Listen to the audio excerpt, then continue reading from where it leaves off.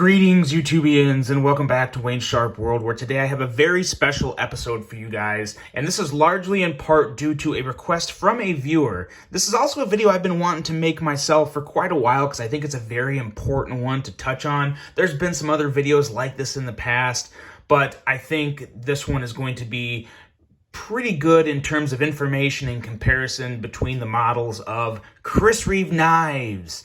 Yes, one of my favorite manufacturers out there. Also one of the more expensive ones, but I am a big fan of Chris Reeve Knives. It's not all sunshine and rainbows. I have some things to nitpick on with some of these knives, but overall, I truly do love Chris Reeve Knives. There's a certain level of satisfaction that they bring to the table that we'll go over all that here in just a bit. But as I said earlier, this is largely in part due to a request from a viewer, and I want to specify on this. I get a lot of requests from you guys and gals all the time on certain videos about certain knives, comparisons, and subjects, and I love making them for you. I truly do. Some of them I just can't get to. Some of them I get to a lot sooner than others. This one I got the request for just a few days ago, and I thought, you know what? I've been wanting to do this for so long. You know, I've got a viewer or hopefully a subscriber that follows my content and needs my knowledge or my input, my opinion on what could be a very expensive purchase in terms of a folding knife. So I did push this one to the front of the queue because I think it's an important subject to touch on.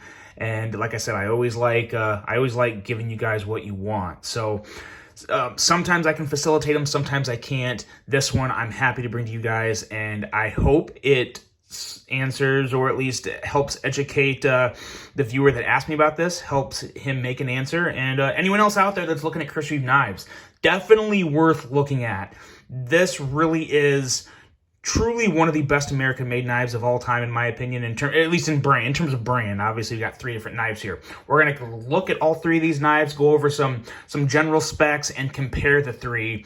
But before we even get into the knives, let's move the knives over here, kind of get them out of the way for a second, and let's take a look at where it all starts. This right here. The Chris Reeves packaging. We're going to do the complete unboxing experience because when you buy a Chris Reeve knife, you really do. I mean, the presentation, everything about Chris Reeve Knives is top of the line, in my opinion. They do it pretty much all right. And you start off with what you get from them in this package. You get a very nice box that is labeled well, filled with information. Worth noting, all these models you're going to see are S35 VN, but they have transitioned into another steel that they're implementing across the board that we'll touch on here in just a second when we go over the specs. But let's take a look. Let's dive into this box. As you can see, this is for the large Inkosi here, which is this knife. But what you have outside of the knife in here is you get everything. You really do. So you open it up and you have this card here that has the true certificate of authenticity that specifies the blade steel, the blade type, whether or not it has an inlay, and it even has the date in which, I believe this is the actual birth date, the day this knife was made, July 23rd, 2020. So that's really cool. That's very unique, very original, very informative. The more you spend on a knife, the more you should get in return, am I right? And you get a lot with Chris Reeve. You get the guarantee, which is all there. You can pause that and read that. And then you get other fun things like a decal. You get registration card to register your knife. And then you get, this is actually really sweet, a breakdown of the knife that tells you exactly what it comes with, what's in it, what's it made of. So very interesting to see there. And then that's all that's in that. And then what else do we have here? Let's dive into the rest of this. You get a very nice, big, wide cloth that the knife will come folded up in, and very nice cloth. Probably one of the nicest cloths that'll come with a knife. And then you also get tools, and you get grease and lubrication. lubrication and Loctite. This is another thing that's very cool about Chris Reeve Knives. They encourage you to disassemble your knife. They encourage you to take it apart and maintain it because it's a tool.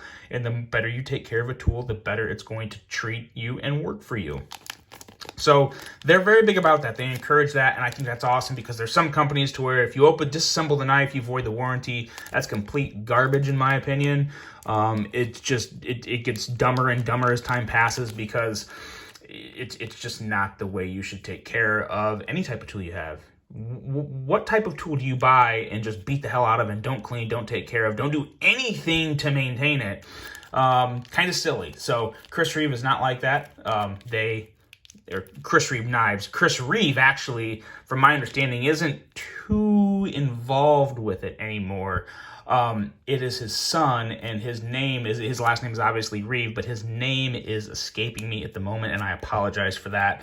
But if it pops up, I'll mention it later. But anyway, you get all this with the purchase of the knife. So it really is a true buying experience, and if you're a knife enthusiast, I highly encourage every knife enthusiast to purchase a Chris Reeve knife at some point because it truly is worth the money in my opinion. It's very unique, and it's something to where if you really appreciate a good folding knife, you have to handle and experience a Chris Reeve knife. So in terms of whether or not you should buy one, that's my short answer right there before you even look at the knives is yes, you should, if you can afford it. You know, don't ever set yourself up to be in a financial strain. But if you can afford it, definitely worth checking a Chris Reeve knife out.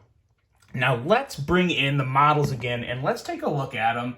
And let's do kind of a breakdown of the general specs. I'm not going to go over every spec in the book like I do on full reviews, but this is kind of the essentials of what you need to know. First, we have the Chris Reeve Sebenza. This is, I would probably say this would have to be kind of their flagship model. Some may disagree, but I think large part would agree that the Sebenza is their flagship. Then you have the Inkosi, which is pretty similar to a Sebenza, but wildly, wildly different. So we'll touch on that later too. And then we have the Umnumzaan, which is, I would say, probably just as popular as these other two models, if not maybe a little more popular. A lot of hype around the Umnumzaan, and it's not false hype. The hype is real. It's a great knife. There's just a few things you need to keep in mind when we talk about Chris Reeve knives, and things that you have to always keep in mind and be conscious of when you're looking at buying one. So first, let's go over the specs and get those out of the way, and then we'll get into the more opinionated aspect in terms of my thoughts and which ones I prefer, this, that, and the other. First of all, price. Umnumzaan. It is coming in at $450, and there's no real variance. It's $450. You can either get this drop point blade or you can get a Tanto blade. They're both $450. There's no handle variations. It's a very clean, simple, clear-cut option. Two options, Tanto or drop point. That's it. $450. You get up to the Inkosi, and keep in mind, this is very important to note, we're talking large Inkosi and large Sebenza. We don't have any small options here. I went with all the larges because those are all I have, and they measure up best with each other, so that's why I went with those. The large Inkosi, you have a price range of $450 to $550, and the $450 is the plain Jane model with no inlays. So you just have a flat titanium handle, and then the 550 model has the micarta inlays on both sides, the show side as well as the lock bar side. So big jump up in price for just a few inlays. I get that, but it is what it is. $450 for plain Jane, $550 for the inlays. The Sebenza, actually the exact same as the Inkosi. $450 for the plain Jane model and $550 for the inlay version.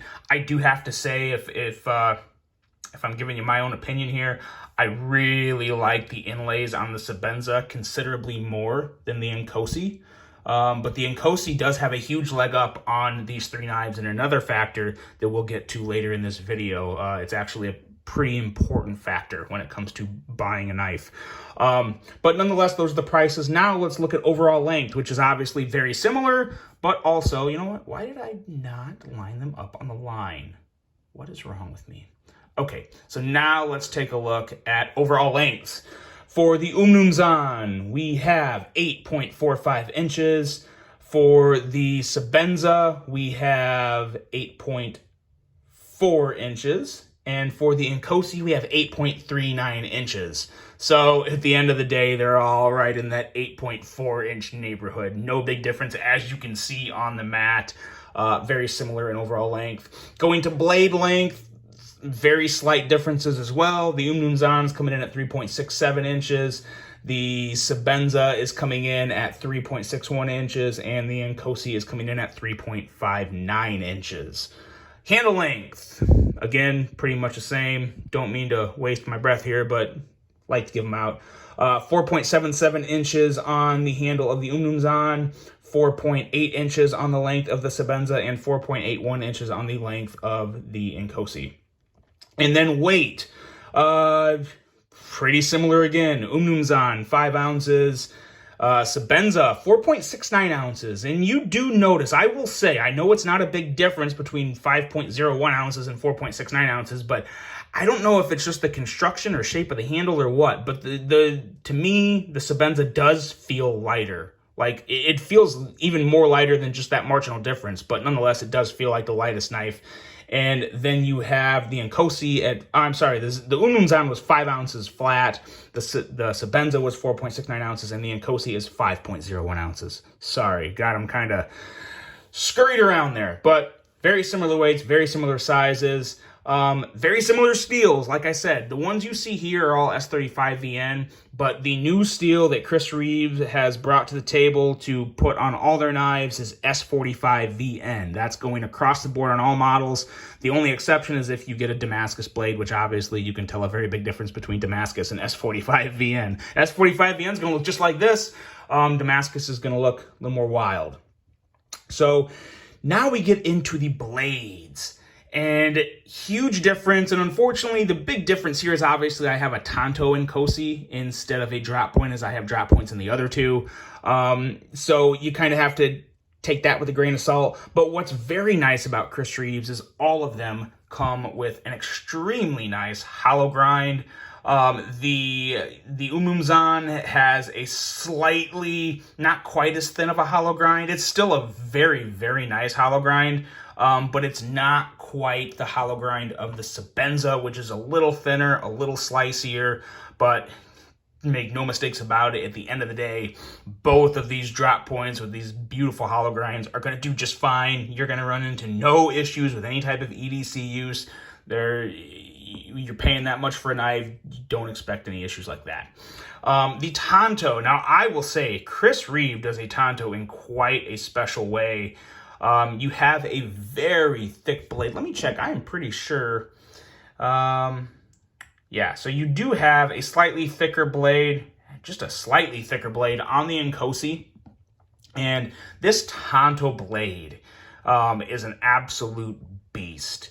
Look how thick it stays all the way up the blade, all the way to the tip, to where it still has a sharp tip. Obviously not slicey, because this tip is meant for heavy duty use that you would use a Tanto with. More outdoor stuff than any type of EDC use.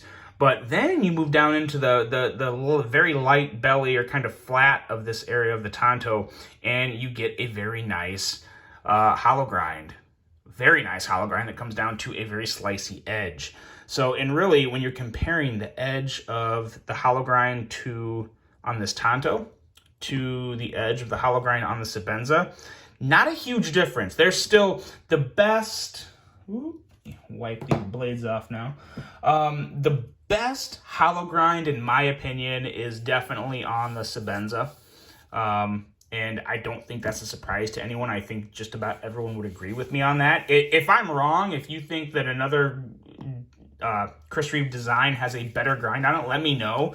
But my experience is the best hollow grind, in my opinion, is on the Sebenza. But again, they're all nice, slicey blades with razor sharp edges out of the box. I mean, wicked sharp. Some of the best edges you'll get out of the box come on a Chris Reeve, through my experience. There's one thing about these blades that they all have in common that is one of the negatives, one of the things that I don't really love, and it's more regarding the Inkosi and Sebenza than it does the Umnumzaan. But these thumb studs, I'm just going to say it, they suck. I am not a fan of Chris Reeve thumb studs at all. I don't hate them enough to have it modded and changed out, but I definitely prefer a thumb stud a little more along the lines of the Umnumzaan. But still, even the Umnumzaan thumb stud, there's no real texture. I mean, and it's not really meant to flick. We'll talk about that later when we get to the action. It's more meant to just be that hydraulic-y smooth, so you're not really supposed to... I guess their intention is you don't really need a lot of grip, because what you're doing is more so pushing up. You're not really flicking. You're pushing up. And listen to how smooth this is and how quiet it is. Super, super smooth and very quiet. So that's worth noting on Chris Reeves. And like I said, I don't want to get into that too quick, because we'll jump on that when we get to the action portion, which can be a very long segment in its own right. But for the blades themselves, they really are all winners. They all have quality grinds, very slicey edges. It really comes down to, do you prefer a Tanto or a drop point? Or they also have the in-single blade, which I don't have one of those. I have a very huge goal of attaining a small Sebenza with an in-single blade. I think that may be the last Chris Reeve I add to my collection of Chris Reeve knives, is I really want that small Sebenza with an in-single blade. I think those look gorgeous. I don't have one. It's kind of more like a sheep's footy blade. But that's all I got to say about the blades. Outside of the thumb studs not being very nice, they're awesome. And you can get those modded out. I don't hate them that much. I make them work. It's whatever. Going into the handles. The most important thing to take away from a Chris Reeve knife in general, but especially the handle, obviously, because the handle is the part that's going to take, the pivot area is what's going to take the blunt of force when you're using a knife, is that these knives are absolutely built like tanks. Especially, I will say, the Sebenzas, don't get me wrong, it's still built like a tank. I have absolutely zero concerns with any issue of damage ever happening to the Sebenza unless I just do something stupid with it.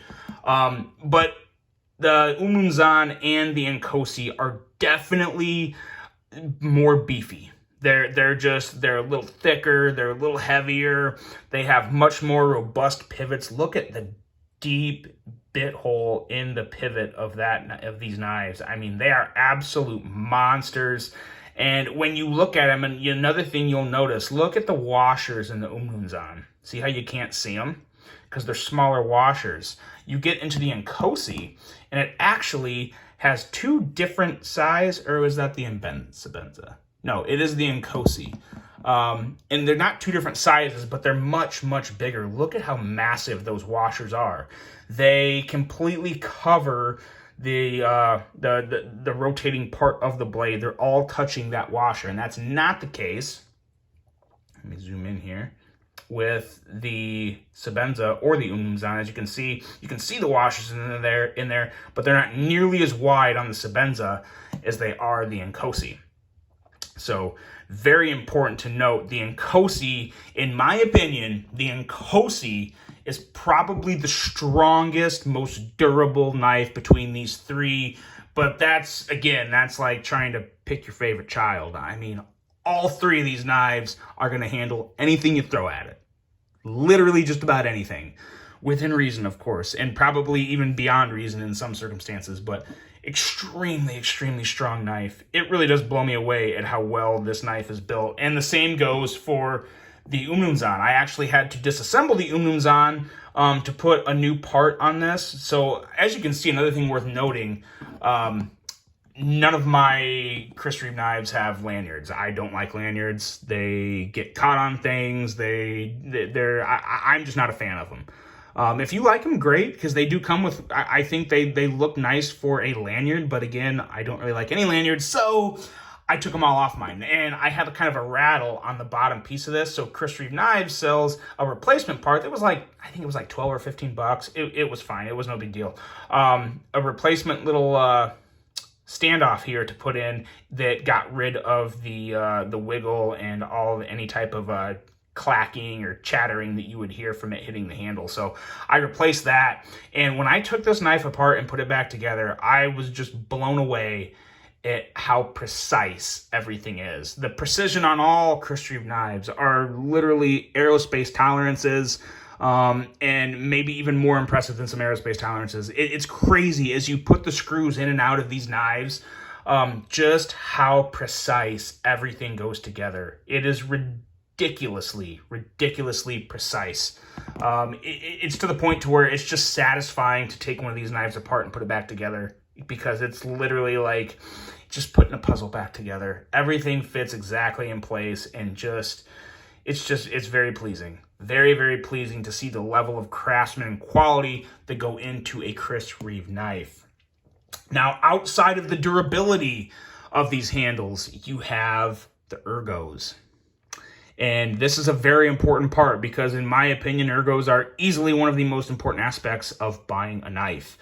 And I'm going to rank these right now, right here, in terms of my least favorite to my favorite. Now, keep in mind, least favorite is still good. It's still really good, but favorite is obviously the best. At number 3, we are going to go with the Umnumzaan at number 3. The reason I say that is because there's no inlays. It's all titanium. There's a couple spots here that, like I said, they're not hot spots, but it's all titanium. And the clip back here, you feel it a little. The Ergos are still good. They're still acceptable. They're still enjoyable. But with these 3 knives you're looking at, in my opinion, the Ergos come in at 3rd with the Umnumzaan. Second is the Sebenza. The Sebenza feels really good. I am a big fan of the micarta inlays. I think they add a nice little bit of, I don't want to say padding, but a little bit of softness to them, and adds a little more bulk to the handle. And this area here is very nice to hold my index finger, and it allows you to get a very good grip and handle on the knife. So it feels good. Again, no hot spots, nothing like that. But it comes in second. And coming in at number 1 by a healthy margin. By a healthy margin, we have the Inkosi with the best Ergos of these 3 knives. And a lot of it has to do with this area up here. My hands just happen to fit perfectly. My index finger and middle finger fall in there like a glove. I like the feeling I get from the micarta inlays, and it just fills my hand very well. This actually did not feel that good with the lanyard on it, because the lanyard came out at a little awkward spot. For some reason, on the Inkosi, the lanyard comes in a little more at the side, as to where on the other 2 knives, it actually comes out at the bottom. I think I pointed at the wrong area of the Umnumzaan last time. The actual lanyard comes out of the bottom of the handle, and the bottom of the handle took them both off. This one was coming off the side. It was really annoying. Once I cut this lanyard off, pretty easily the best Ergos of all these knives is right here in the Inkosi. So keep that in mind. And also keep in mind the small Inkosi is going to feel very different. I personally do not like the Ergos on the small Inkosi, but absolutely love the Ergos on the large Inkosi. A lot of that has to do with my hand size. So that's that. But like I said, Ergos are good on all of them, but that is number 1, number 2, and number 3 in terms of Ergos and how they feel in my hand. In terms of aesthetics, kind of the last thing to talk about here on aesthetics, that completely, it's completely up to you. I think they all look great. I would not have bought all these knives if I didn't think they look great. And keep in mind, these are obviously, these are not supplied by Chris Reeve Knives. He does not need to supply YouTube reviewers with knives to build his brand. He has built a plenty good enough brand. So when you see someone reviewing a Chris Reeve knife, they either have borrowed it or they've bought it. So yeah, so this is some hard-earned money right here. And I think they all look fantastic. I really do. At first, I thought the Umnumzaan was probably my favorite. But then I got into a real love affair with the Sebenza when I got it. It still may be my favorite, and the Inkosi is still great. If you want a knife that can actually truly take on the heaviest of work in a folding knife, I would have to say the Inkosi is probably it. The Inkosi is stupid strong and well built, as these are too. You just get that extra little bit of beefiness and tankiness with the Inkosi. But again, I think they all look great. The Sebenza has probably seen the most change over time, and that's just getting rid of the hole in the back here and putting in the new inlay, which changed the Sebenza from the 21 to the 31. I should have specified that earlier. This is not just the Sebenza, this is the Sebenza 31. That is a significant difference, and my apologies for not mentioning that earlier. But I think most people who are watching this video probably know the difference between a Sebenza 21 and 31, but I still should have specified that. But again, in terms of ergos, they all look fantastic.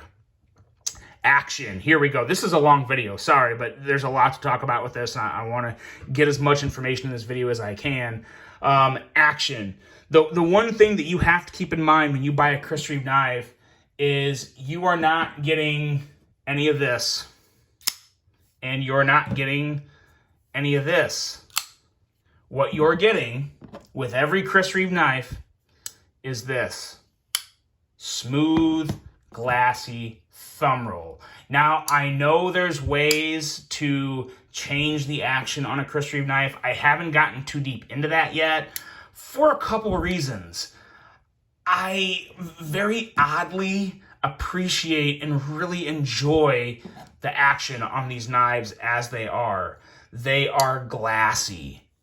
They are hydraulic-y smooth, especially the Inkosi when it comes to hydraulic-y. And when I say hydraulic-y, I mean like, you just feel a little extra, it's stiff. It's stiff, but in a very good way. It's stiff because you know it's supposed to be, because you know it's built like a tank. And as everyone knows, bearings in a knife will take away from a little bit of the strength and durability, as to where washers add a substantial amount of strength and durability as long as it's super precise and well done. This is done about as well as you can do it with all these knives. I don't mean to just keep pulling the Inkosi because it's my favorite. It's actually not. We'll get to that here in a bit. But all of them have the same glassy, smooth action. And that's what you're going for. And they smooth out even more over time. They truly do. They're all the same in terms of that action, and you can adjust it as you want. The biggest difference between the action is probably with the Umnumzaan, just because that thumb stud is so different. But it's still, at the end of the day, you have a very smooth, very satisfying action. It's just not quite as fidgety as some thumb studs or flippers that maybe run on bearings or something like that. But it is definitely a very unique action, and I would classify this action as Chris Reeve action. Like, no other knives have it. It's only with Chris Reeve, and I truly mean that. Some people may disagree. If you disagree, let me know in the comments, but it really is a unique action all to its own that is very good, just not for everybody. If you like to really fidget with your knife and flick and middle finger and all this and that, Chris Reeve knife may not be what you want. I still wouldn't steer anyone away from them because, like I said, it's definitely worth the experience, but a very different type of action. Now, overall thoughts. The most important thing to take away from this is at the price of a Chris Reeve knife, Chris Reeve knives are truly built for a lifetime, and in my opinion, they're like a legit heirloom piece. Like, if you want to buy a knife in your 20s, or like you graduate college and you're like, I want a knife for the rest of my life, get a Chris Reeve, and then you want to pass it on to your kid, this is it. This is it. If I had to pick one knife to be a heirloom piece, this would be it. They stand the test of time. They're backed with an incredible warranty. They'll take care of you. All American made, sourced, all that, and good old, as you see on all of them, Idaho made. So you definitely get that with it, and that definitely adds to that value. In terms of which of these three models is the best, in my opinion, there is no true best. I have my particular order, and I thought about this for quite a long time, for a couple hours last night, and this is the best I can give you guys in terms of my favorites, Chris Reeve. Third place, or actually second place, is the Inkosi. And again, it's really for no particular reason. I just tend to gravitate a little more towards the Umnumzaan or the Sebenza. And I'm sorry, I can't pick a 1 or 2 between these two. We have a tie for number 1 right here between the Umnumzaan and Sebenza. They're just both that good. The Inkosi is still amazing too. Outside of the thumb studs, which I don't like on either the Inkosi or the Sebenza, I don't really have anything to pick apart on the Inkosi other than maybe I would have went with the drop point version only because it has a slicier tip, as to where this is more of a beefier, almost like survival knife style of tip. But again, that's complete personal preference. You're not lacking anything from this knife to these two, but that's how I would order them. Second, tied for first. That's the best I can do, guys. I can guarantee you this, though. If you get a Chris Reeve knife, you're making a good decision. If you're truly looking for a long-term knife to where you just want to buy one and be done, but you want something really nice and something you can be proud of, Chris Reeve is a fantastic brand to look at. It really is. Outside of not liking the thumb studs, I don't have anything negative to say about them.